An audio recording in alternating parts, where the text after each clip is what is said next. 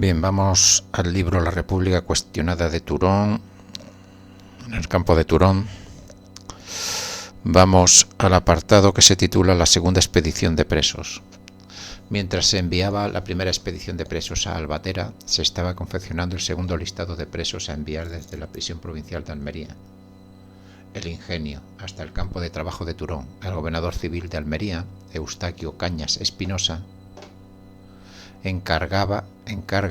la realización del nuevo listado al que fuera director de la prisión de Almería, Francisco Luis Huertas Martínez.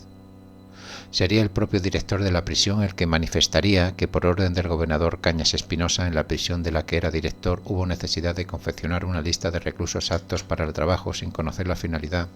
con que se le pedía y que al efecto de orden de los empleados de la prisión para que, previo reconocimiento médico, relacionaran a aquellos individuos que se encontraban en las referidas condiciones. Una vez confeccionada, le fue remitida al gobernador civil, quien aproximadamente a los 25 días de recibirla ordenó la conducción al pueblo de Turón. Es el mismo director Huertas Martínez el que, ante la irregularidad de la situación, puso en conocimiento del director general de prisiones el caso por medio de telegrama, del que no recibió respuesta alguna a su comunicado, pero a los pocos días se presentaron en la prisión una compañía de asalto obligándole a que le hiciera entrega de los presos, pese a haberle manifestado al gobernador civil que no era procedente el traslado, toda vez que no había sido autorizado por el director general de prisiones.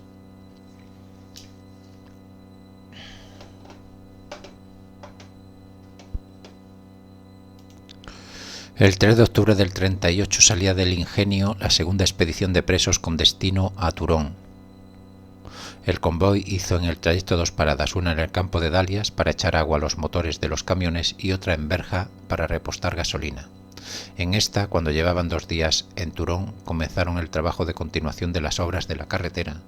Para ello, en la comandancia militar se les entregaron los picos, palas y barrenas. Hemos podido ver que la primera guardia había sido relevada por los mandos, por los malos tratos infringidos a los presos. No obstante lo anterior, nos cuenta uno de los sargentos de la guarnición que el jefe de la guardia, Manuel Montilla, ordenaba a la guardia que obligara bastante a los presos a trabajar. Aunque el trabajo era duro, se producían acontecimientos que eran imposibles. Tan solo hacía un mes, un hecho que se prodigó en exceso durante la primera rotación se empezó a dar en esta segunda, y era que algunos de sus guardianes ayudaban en lo que podían a los trabajadores de la carretera. José Molina Almansa, vecino de Gádor y guardia del cuerpo de asalto, se distinguió por esta humanitaria cualidad, lo que se reflejó en el proceso judicial que se le siguió a la finalización de la guerra a través de un informe confeccionado por la Guardia Civil y fechado el 21 de abril del 40, donde se afirma: durante el periodo rojo, el expresado individuo era chofer del campo de prisioneros nacionales de Turón, dedicándose a favorecer todo cuanto podía a los detenidos del mismo, haciendo lo mismo con varias personas de orden residentes en esta localidad. El preso de Turón, Juan Martínez Carballo, en declaración efectuada el 30 de septiembre del 40, manifestó: sabe que estaba de chofer o de ayudante en el automóvil que llevaba el suministro a Turón, y que el declarante atestigua que en el tiempo que estuvo en esta forma se comportó con el que habla de buena manera, guardándole consideraciones que los demás milicianos no hacían, y por lo tanto estima en buena persona que el resto de su actuación lo desconoce por haber estado detenido el declarante. También tenemos testimonios de amenazas y abusos, como ocurría con el preso y vecino de Turón, Eduardo Roda Martín, en relación a uno de los guardias, Salvador Manrubia Jiménez, que le llamaba la atención continuamente, y en una ocasión volvió a llamarle la atención diciéndole que le iba a llevar a un cañado en el cual le daría 5 tiros. También le manifestó que su mujer y sus hijos iban a verle y de seguir haciéndolo tendría el gusto de fusilarles, que valiéndose de que el que habla era preso, el Manrubia se dirigió varias veces a su cortijo, con algunos más exigiéndole toda clase de comidas y víveres, imponiéndole la amenaza de que con el fusil de que era portador le tenía que entregar la comida a la fuerza. No solo de abuso se le acusa a Manrubia Jiménez Garrula. Otro de los presos le imputa que asesinó a uno de los presos de Turón llamado José Manuel García García, profesor de la Escuela Mercantil de Almería. En este mismo sentido depone Miguel Viciana González, que fue preso enviado al campo con la segunda expedición. Lo hace en relación al preso común que hacía de capataz de las obras, Pascual García Romero,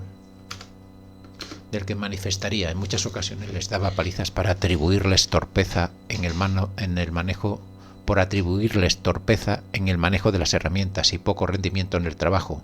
lo que obligaba a muchos a esforzarse de tal forma que muchos murieron agotados por los malos tratos y el exceso de trabajo. Lo mismo ocurrió con el preso de Turón, Rafael Pérez Marín, componente también de esta segunda expedición, el que imputaría al también Antonio Lorente Ontiveros,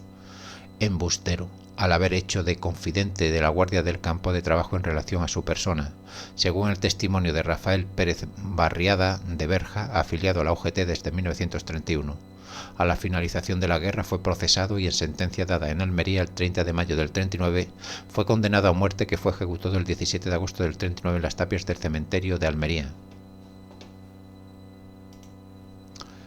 Marín, su compañero, Antonio Lorente Ontiveros, les dijo a los guardianes que era de derechas y que había estado oculto desde el 27 de julio del 36 por ser jefe de falange de Tíjola, lo que provocó continuos maltratos por parte de los guardias. Lo mismo manifestaría Antonio Berruezo Castillo, que por causa de Antonio Lorente Ontiveros lo maltrataban poniéndolo en sitios más malos del trabajo y dándoles con frecuencia bastantes palizas por los guardianes.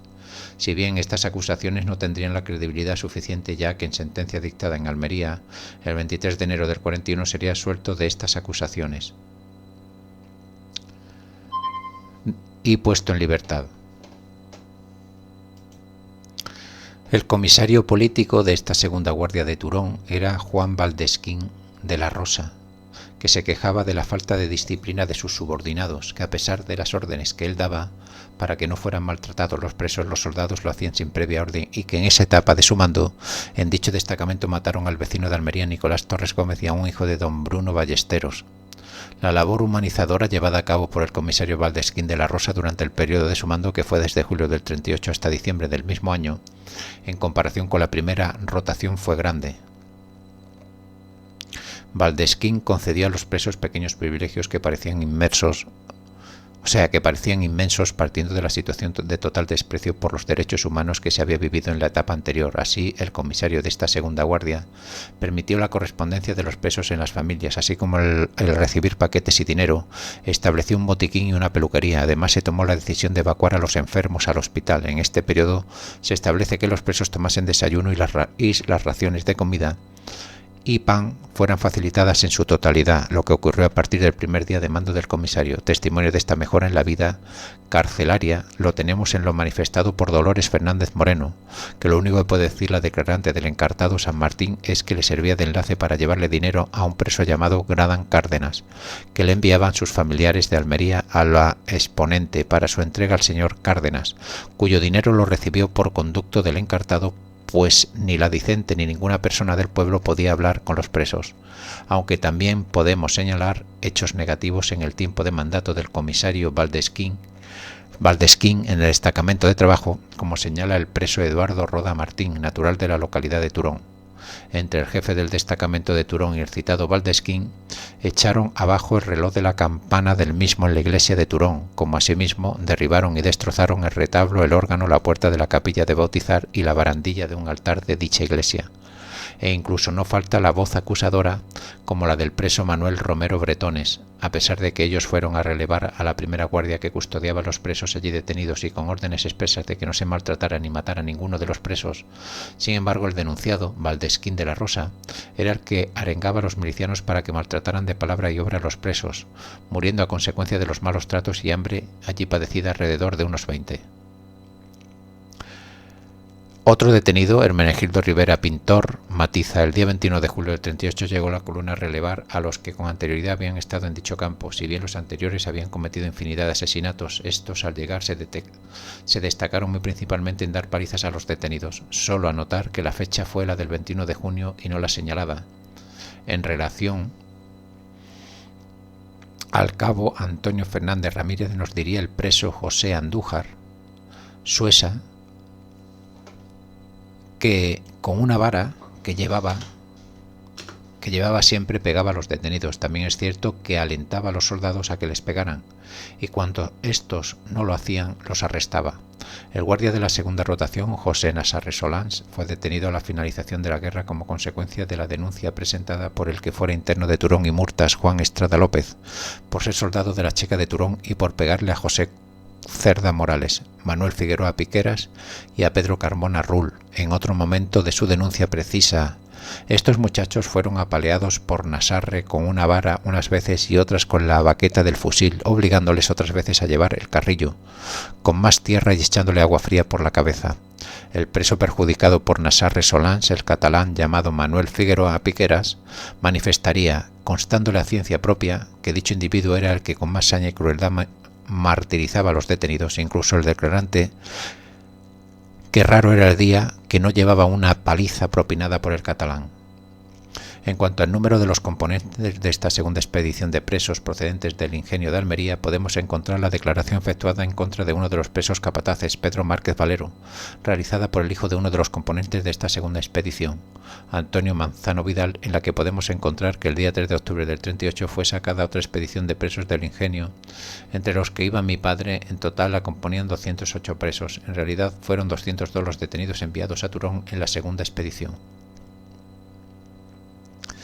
El padre fue de los primeros en fallecer en el destacamento de Turón de esta segunda expedición. Mi padre fue enseguida objeto por parte de Pedro Márquez Valero de los más crueles martirios y palizas hasta que falleció el día 17 del mismo mes. Otro testimonio del preso Antonio Parrilla Céspedes señala a uno de los guardianes, Salvador Manrubia Jiménez, como causante de maltrato a los presos y en otras ocasiones de torturas psicológicas. Dicho individuo, cuando iba con el suministro, se dedicaba a coger perros y los amarraba con cuerdas a los cadáveres de los dos hermanos llamados José y Francisco Oliveros, vecinos de Almería, los cuales fueron asesinados. Entre los guardianes que llegaron con esta segunda expedición de presos trabajadores se encuentra Francisco Serrano Sanz. El mismo nos relata que fue destinado forzoso con su unidad a Turón, que durante su permanencia no se realizaron asesinatos ninguno ni haga maltrato a nadie, que su servicio era de cartero. Es el propio Serrano Sanz el que cuenta su permanencia en el destacamento, que fue destinado a dicho destacamento en la segunda expedición, permaneciendo en dicho destacamento por espacio de un mes y medio aproximadamente, que el servicio que prestó en dicho periodo de tiempo fue de cartero y como tal todos los días bajaba a verja a recoger la correspondencia, y una vez la misma en el destacamento se la entregaba al comisario, quien se encargaba de su distribución a los detenidos. Este soldado, Serrano Sanz, aunque destinado en el destacamento, no permanecía mucho tiempo entre los presos, según podemos desprender del informe de la Guardia Civil de Dalias en Almería, que se confecciona en referencia a su procesamiento durante la posguerra y en el que queda reflejada su conducta. Que el informado, por su condición de cartero, no hacía vida común con los demás soldados de la guardia y nunca molestó a los presos, sino al contrario se mostraba afable con ellos y entregaba directamente las cartas a sus destinatarios para evitar pérdidas, siendo en resumen buena su conducta para con los detenidos. Aunque Serrano Sanz manifestó que no hubo muertes durante su estancia en Turón, la realidad fue que sí las hubo entre los fallecidos en Turón de esta segunda expedición.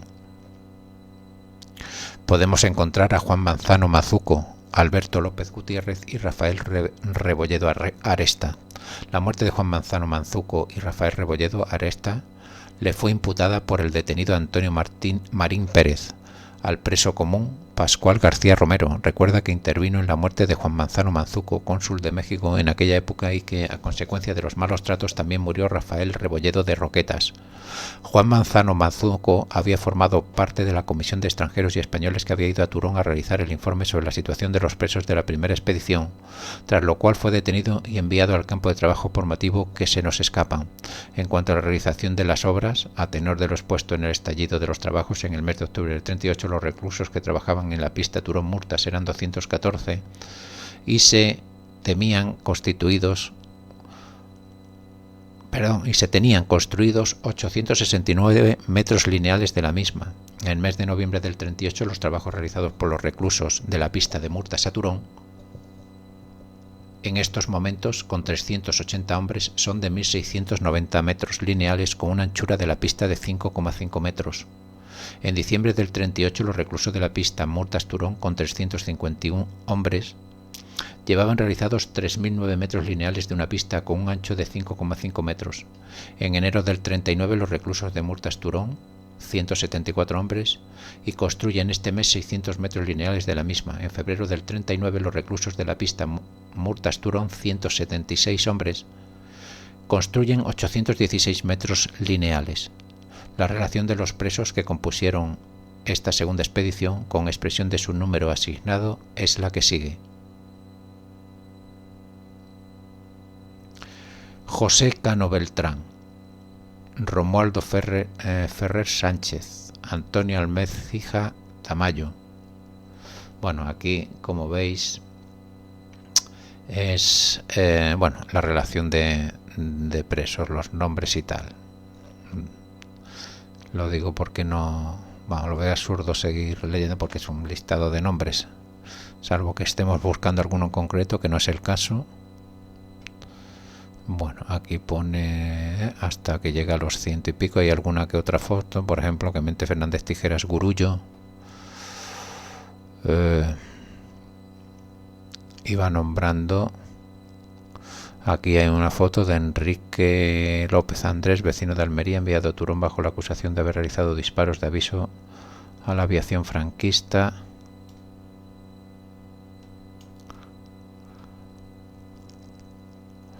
Y sigue con la relación. Aquí está Antonio Peña Tapia, vecino de Olula del Río, Almería, detenido por su filiación falangista.